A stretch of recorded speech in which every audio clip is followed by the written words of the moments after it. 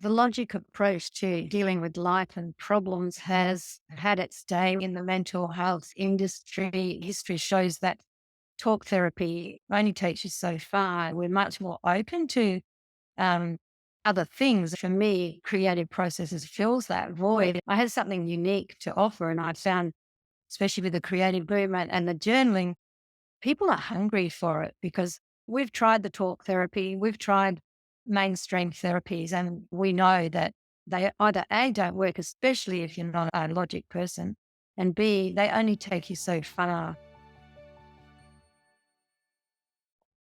Welcome back to the podcast. We're here with Joe Hayter. That is Hayter. And her website is unretirable.com.au. Joe Hayter is a writer, educator, and holistic counselor specializing in creative therapy. So we're going to be talking today about creative movement therapy modalities and how Joe's vision is healing lives, changing generations, and her mission is self-understanding through creative education. So we're going to be talking about writing, journaling, poetry, dance, movement, painting, drawing, sculpture, drama, and so many creative outlets so that way you can reduce trauma and anxiety and get to healing and exploration of emotions and increase your own self-awareness using forms of creative expression. Sounds exciting and sounds like a tall order. So, Joe, glad to be talking to you. Hi, Robert. Just so happy to be here. I love to share my work because I've had so many amazing breakthroughs with it. So I'd like to inspire people in creativity. And we are in the day and age where you can express yourself in so many ways, where your reach is potentially unlimited, and where people are always looking for kind of that edge or that new approach to their problems. So, what problem do you solve and how do you solve it? Oh, basically, I'm working with anxiety, Robert, and the stats for anxiety around the world are really quite high. We're looking at 30% of the population, the adult population, and much more in teens, which is really concerning. But what we've discovered is that anxiety, the symptoms of anxiety, actually, this is a revelation that I came across only recently. I'm really, really excited about it because anxiety is often their symptoms with no known cause. And when I was investigating trauma, I realized that trauma symptoms are exactly the same as anxiety symptoms. So then I was looking back and realized that what is a trauma for me may not be a trauma for you. It all depends on how we're brought up and the skills that we developed in childhood. So for some people, losing a job could be a trauma. For another person, having a plane crash wouldn't be a trauma. So trauma means different things to different people. But whatever that event was, it's been unresolved and sits inside us and it triggers anxiety. It's very, very difficult to get to because it's in the subconscious and it's influencing thoughts and emotions and behaviors without our awareness. And of course, we need creative processes to access the subconscious and go there and begin our healing process. So we all have these different sets of problems, and there's no exact one size fits all solution because we're all unique and we all have our own backstories. And so you're saying there about how we need to do these sort of creative pursuits to access the subconscious. And so why is that? And what do these creative pursuits look like? Oh, well, you mentioned many of them at the beginning at our introduction. But I have to make the distinction here that when we're using creativity to heal, it needs a therapeutic process behind it. So that is, you can show up at the canvas, but if you're taking yourself through a process at the canvas, you're much more likely to have a healing breakthrough or to experience insights because creativity taps into your own inner wisdom and developing creativity in yourself means that you become a really good problem solver because you've got that access to your own inner wisdom that gives you guidance and answers And specific for you. and so that term creativity, I don't know why, but when I was younger, I used to think creativity meant thinking ideas. And then when I got older, I was thinking more about that word, and it's like creativity means create, right? And so when you think of if someone's creative, they write, they draw, they paint, they doodle.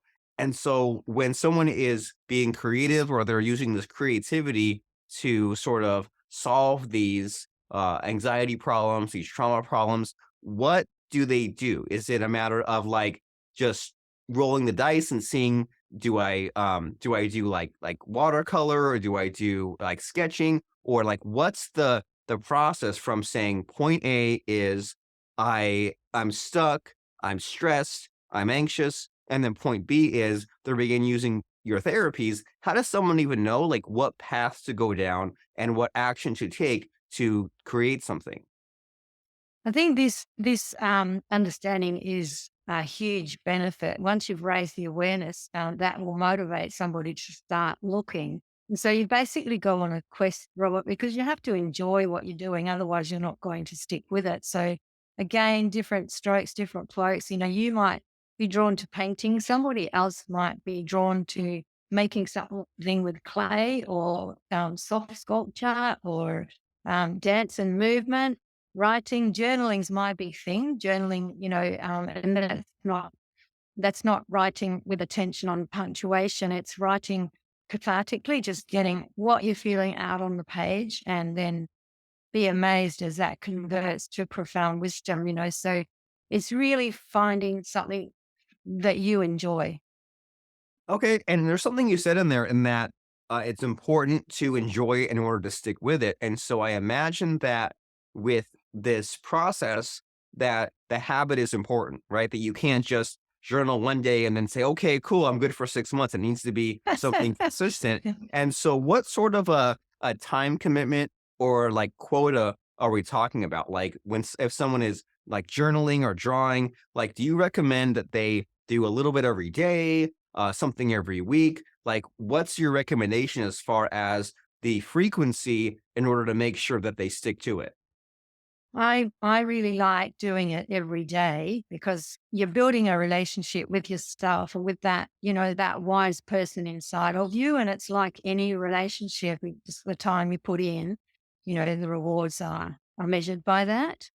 But of course, people are time poor. When I started, I used to put a couple of hours away on a Saturday.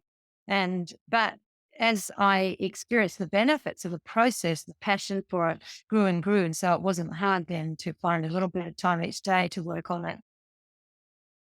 Okay, And when you think, sorry, Robert, yeah. No, I was just saying, like, the way I was, digesting what you were saying is that maybe someone out there says, I don't journal, and I know I should." And maybe the first step in that journey is to say, "Let me just block out some time," right? Saturday morning, 9 to 11 AM, let me just sit there and just do a little bit, and then as they do it, then it will become a thing that they miss if they don't do. So, like, maybe the first step is just blocking out the time and forcing yourself to do it, but then once you get in the groove, then in the weeks ahead, you'll just kind of be drawn and compelled to do it. So I didn't mean to interrupt, but I was just saying, like, as far Yeah. as being drawn into the habit, at first you block it out, but then it just becomes part of your weekend. Yeah, of course, because what happens is you're meeting yourself on the page. And this is like I think most of us tend to wake up and put a mask on during the day, each day because we are playing roles um, on based on our expectations of who people think we are or what society expects of us or what we were sort of modeled or who we were modeled to be in childhood. But what happens on the page is you meet this different part of yourself. And that's the part that we want to build muscle around because that's who I call your real self. And once you start tapping into that, it's really exciting. You want to show up at the page or the canvas. And that's a fun concept, right? Of meeting not only yourself, but meeting your real self. And that eh, the average person probably like, starts their day and it's just like some projection to everyone that they speak to. And when you kind of talk to yourself, I almost imagine like a loop, right? Because you're doing this journaling and you're just having this conversation with yourself. You are the only person that you can probably be completely honest with. And so in your journey here of doing this journaling and maybe having some insights and ahas, What have you discovered about yourself as you were kind of going through this self-discovery path? Mm. Oh, I've had some amazing journeys, Robert. I've had a bit of a history of anxiety, stress, and depression from childhood neglect and a pregnancy termination that I experienced, and then my first child becoming vaccine injured. So, and then I was thrown into a role of parenting a child with a disability with multiple health issues. So, um, I was really I was put on antidepressants, but I've got a very, very sensitive system, so I didn't tolerate them, and so I had to find other ways to cope. And um, I tuned into my body a lot, and that's how I began writing. And because I figured, well, the stress was coming through my body, the anxiety was being felt in my body. I saw that as a communication from my body to me. And I thought, well, if my body's communicating stress, then it's got the answer. The answer has to be in there. So that's how I showed up at the page, basically. Um, I also um, I also just started like putting on music and shaking out the stress and tension in my body. But what I found in that too then is that it becomes a meditative process. And again, I was tapping into my inner wisdom, and I might have been, in that space inspired to say, shake my left arm or something, just you're guided by your own body talk. And I healed a lot of the stress in my body through that way. I also had uh, I know it sounds strange, but when you do work creatively, you are inspired. And so, in that music movement practice, I was inspired to in a process basically. And so, over a period of a couple of weeks, I had this process then that I could follow while I was in that sequence. And um, that's where I began to tap into a lot of the core of the what was causing the trauma. And when you combine that with the journaling, it's a very powerful medium for getting to the real core of what's going on inside you. What wonderful. So you're mentioning earlier about this idea of the muscle, right? And when you think about like a physical muscle, like if you just kind of sit around in a chair all day, then you'll always be tired. But then if you go out there and you make sure to walk or run or be physically fit, then just the process of movement will then give you more energy. It's sort of counterintuitive, right? And so I imagine there are probably a lot of adults out there who are not used to writing or are not used to talking to themselves. And then you also think about the idea of communication, right? Like if you're not communicating with your spouse, family, kids, parents, uh, low communication is bad. But then people don't think about the most important relationship, which is with themselves. And so just these two ideas, the working the muscle and then improving the communication to kind of have these insights and you just know what's going on. And you mentioned earlier about how like sometimes you're not even sure what your body's telling you what you're feeling. So by kind of journaling, maybe not right away, but over time, you can pick up on what your body and your mind are trying to tell you, and you can actually finally be open to change and open to improvement. And so you kind of discovered this method, and then you kind of now created kind of a business career message around it. So then, how did you go from your own discovery of this process to now getting other people to use it? What was that like as far as growing your movement? I find, the logic approach to dealing with life and problems has had its day, Robert. And then certainly in the mental health industry, they are looking now because, the history shows that talk therapy only takes you so far. And so we're much more open to um, other things. And for me, creative processes fills that void. And so I had something unique to offer. And I found, um, especially with the creative movement and the journaling, people are hungry for it because, we've tried the talk therapy, we've tried mainstream therapies, and we know that they either A, don't work, especially if you're not a logic person, and B, they only take you so far. Okay, so they only take you so far. And so how is your process different from sort of this mainstream? Yeah, well, definitely creative education, and as I mentioned, like when you tap into your creativity, it's like getting into that artist zone. You may have heard an artist or a writer say something came through me. I didn't paint that or I didn't write that, so um, that's a really exciting space to get into because it's confidence building, and also, you mentioned relationships. When you're in that space and you've got this inner wisdom guiding you, and taking responsibility for what you're feeling, you're not going to project that onto relationships. And I find whenever I feel like I want to do that, I go to the page and I get it out first, and I get really clear on what I need to say or do so that I can communicate that without projecting onto anybody. And then it's heard and it's much more loving. So relationships is a huge um, area of development when you're working creatively with yourself like this. Um, the other thing is that I learned throughout my journey is that when you're suffering from anxiety, stress, depression, or trauma, as we now know, it's not just one approach. It's not just like, oh, I can do some relaxation and physically I'm going to feel better. Those symptoms affect us mentally, emotionally, physically, and spiritually. So I needed to put together a process that would meet people on that multi-dimensional level. So that's a really big sort of area of breakthrough as well, because we know with stress, you've got the fight, flight, and freeze response. And we used to approach it with, one size fits all, but now we know that the fight response requires a different process. The flight response requires a different process.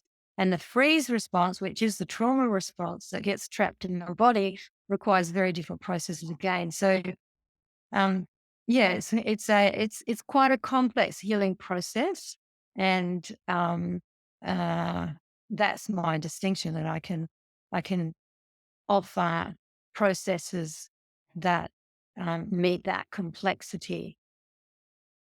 And so I can imagine that if whatever is the stress that is in the immediate future, whether it's having a difficult conversation, making a tough decision, taking simple action on something, there's no harm in thinking it through, right? And thinking it through in both a fast and a slow sense. And so when you're saying like, journal about something to collect your thoughts, to know what you're going to be doing moving forward, it makes a lot of sense. And so you kind of have this movement that's caught on, and you have this community of people. And you probably know this, Joe, that stories are fun, right? And success stories and case studies and hearing about people who have used your methods to solve their own problems, that's really exciting. And as we've been saying many times here, there's no one size fits all, right? Different people have different sort of anxiety related issues and different kind of self expression, creative avenues into solving their problems.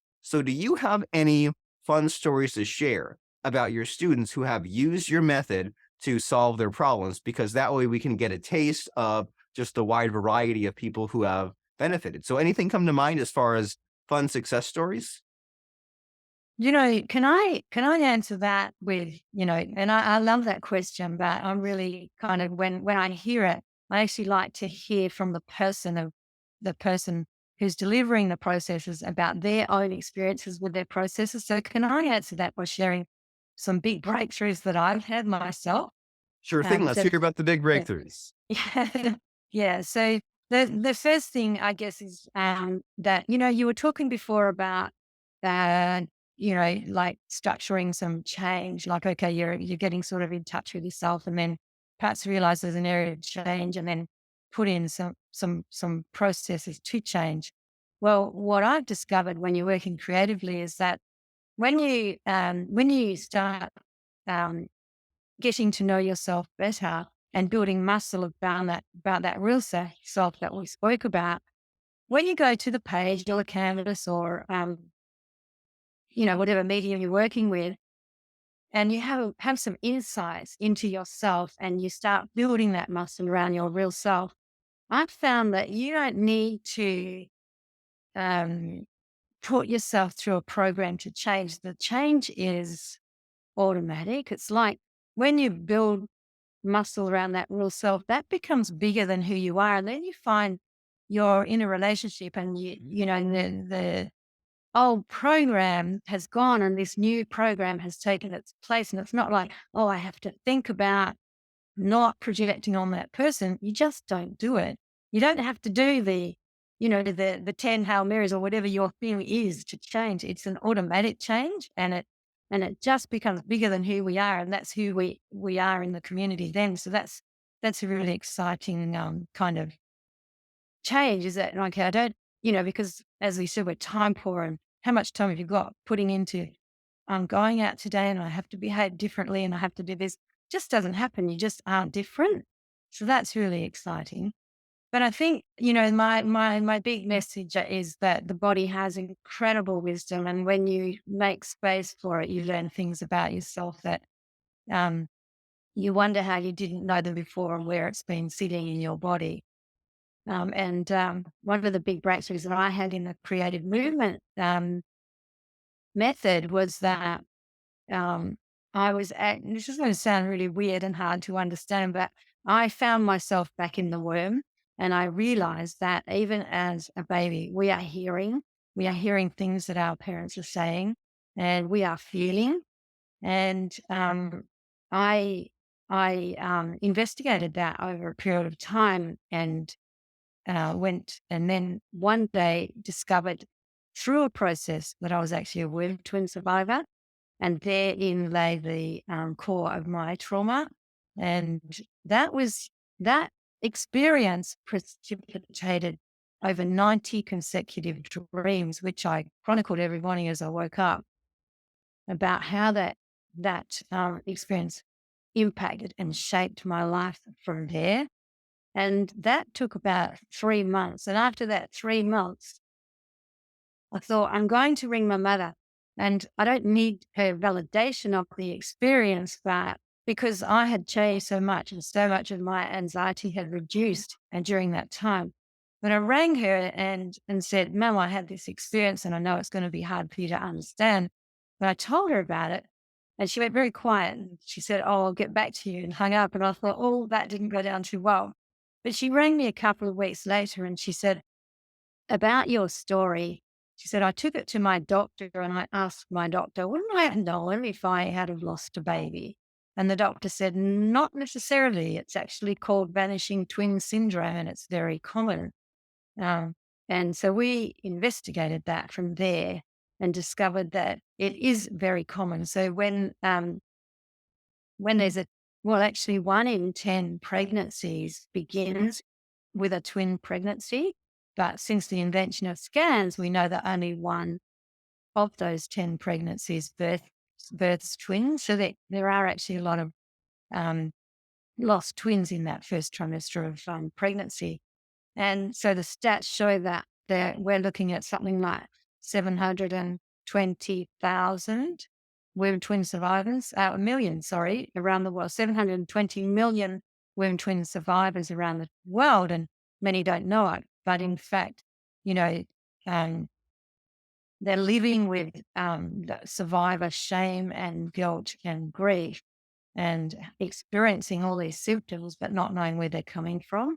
So um, it's it's again and very complex, but there are now healing processes in place, and there should include resources for womb twin survivors.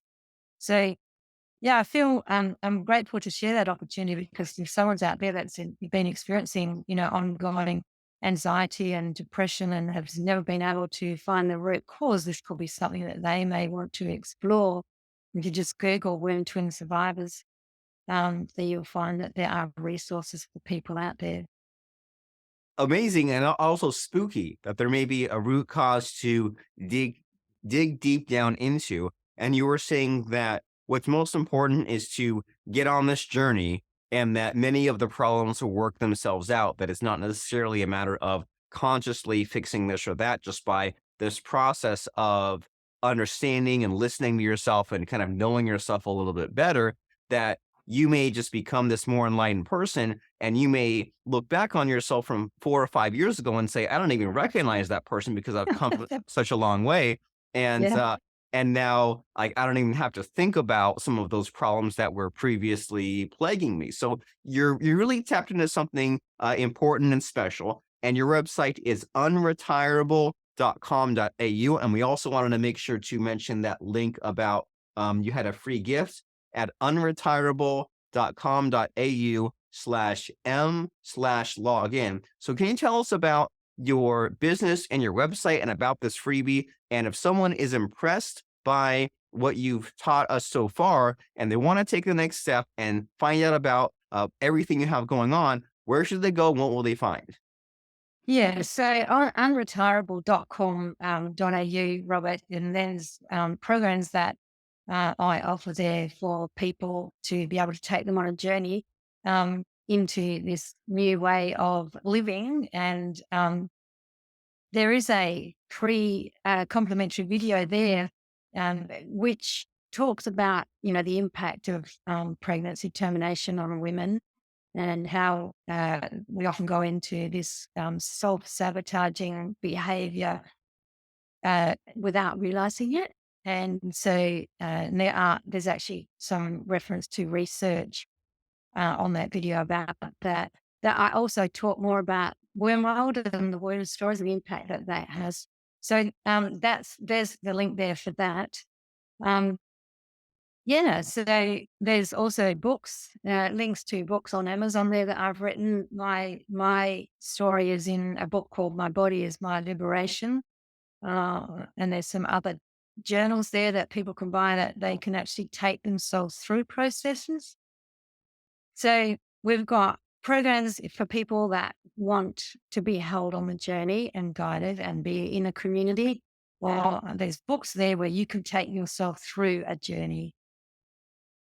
Fantastic. And so, as you know, Joe, the internet is all about like trying different things out and seeing what captures your attention, and then kind of biting on the bait that gets you, and then kind of going and exploring more of that. So, someone now has discovered you, Joe Hayter. You are a co-author with Pat Mesiti in the book The Power of Transformation, and you have these many other books such as My Body, My Liberation. Did I say that right? Yes, yes. Okay, my body, my liberation. And the next step is for someone to dig deep and find out about this journal therapy, about your book, about your bio at unretirable.com.au. So we will see you there once you head on over and see what Joe has to tell you about the vision of speaking the spirit of life over you and her vision of inspiring growth, healing, and transformation. So as we're wrapping up our conversation, Joe, do you have any final parting words of advice? Do you have something that maybe has stuck with you, advice you wish you'd gotten 10, 15 years ago, or just something to make us feel good and inspired and motivated to move forward? Anything as far as like a 1 or 2 sentence soundbite to really end our conversation on an amazing positive note? What do you think? I think life begins at the end of your comfort zone, because if we change, nothing will change. Amazing. Life begins at the end of your comfort zone. And the very next step to leave your comfort zone is to go to unretirable.com.au and see what is waiting for you there. So that way you can begin this process of healing from trauma, getting to change, communicating with yourself better, and living a happier, more fulfilled life. So we will see you there at unretirable.com.au. Joe Hayter, co author of The Power of Transformation. Wonderful speaking to you, Joe. You too, Robert. Thanks so much. Thank you.